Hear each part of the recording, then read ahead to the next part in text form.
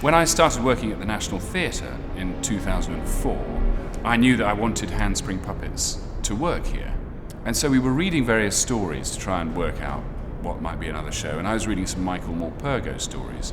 And my mum said to me, "Have you read the one about a horse in the First World War?" And I looked for it a bit and I couldn't find it. And then I found it and read it. And it was Warhorse. It was an extraordinary story. And I immediately thought, maybe this is the story for which Handspring Puppets could create that definitive puppet that is going to play a leading role. I then went to Nick Hytner, who's the artistic director at the National Theatre, and I said, read this chapter of Warhorse. It was a chapter describing the charge of the yeomanry in the First World War, a massacre. And Nick Hytner said, well, you mean we should make an epic piece of theatre in our big theatre, which is designed for verbal storytelling on an epic scale, and we should have a central character played by a puppet, and that it shouldn't speak? And I said, yes.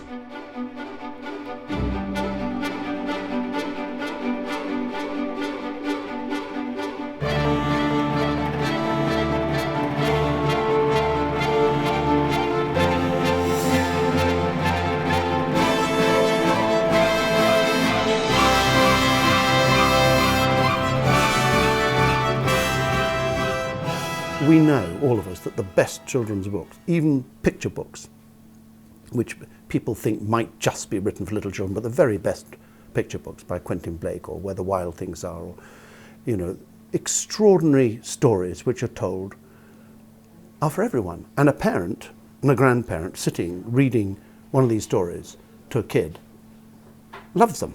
You love the pictures, you love the story, because they're just terrific tales for everyone. I don't care whether you're 3 or whether you're 93. When he suggested the book, Tom told me about Handspring, and as soon as I discovered their work, it was obvious that they were well up to creating the horse. Well, it started quite some years ago when we brought Faustus in Africa to the Battersea Arts Centre when Tom Morris was artistic director there, and he saw a hyena in that play, which he fell in love with. When they're working with puppeteers, the first thing that they teach them is to make the puppet breathe. That's the first step. So any handspring puppet in any show, even if it's not active in a scene, is breathing, and that's part of the magic of their work. So there's an accent at the beginning of the in-breath.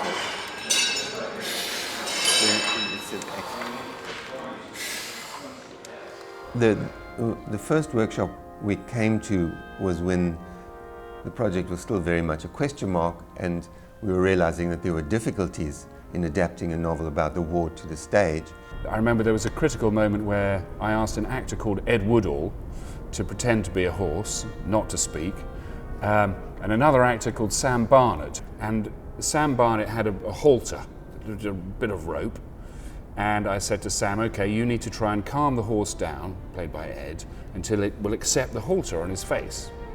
And I said to Ed, don't accept the halter until the boys calmed you down. This can go on all day if you like, but just play it for real. And they improvised it, and really with no dialogue at all apart from, good boy, they created this extraordinary scene.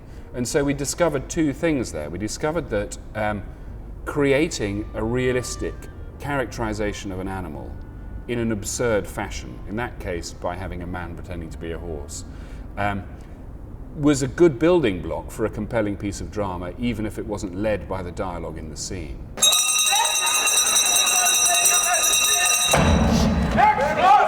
Hunter coach! Half thoroughbred, half draft! Draft mother and a night of passion with a thoroughbred! Just like mine did. He looks like he might have a bit of speed when he gets older, so who's that? The nature of the show is that it's poor theatre, which means that it's not about illusion. You don't have to believe in the illusion quite so much. You're aware of how it's made, so you're aware that they're sticks of wood, but the sticks of wood become a foal to you.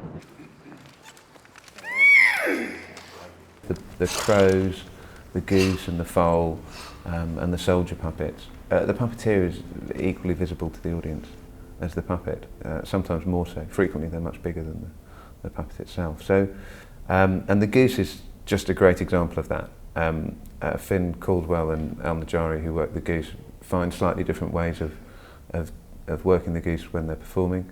But there's an amazing concentration of the puppeteer's physicality, and his focus feeds totally down this long rod towards the goose puppet. Zap, that's it, down, whoop. The hardest thing actually was to create the weight of a horse, just anatomically, so that the puppeteers could, through their movement, realise the horse's weight and actually manipulate the legs so that the horse, when it moved forward, you could see the muscles of the weight of the horse. We'd work out the walk of a horse, you know, which has a certain rhythm. There's a certain point where the horse has to pick up a step, otherwise it doesn't look right. So I would slowly start with the puppeteers, with Adrian and Basil, literally finessing little tiny moments. It's all right. It's all right. Good boy.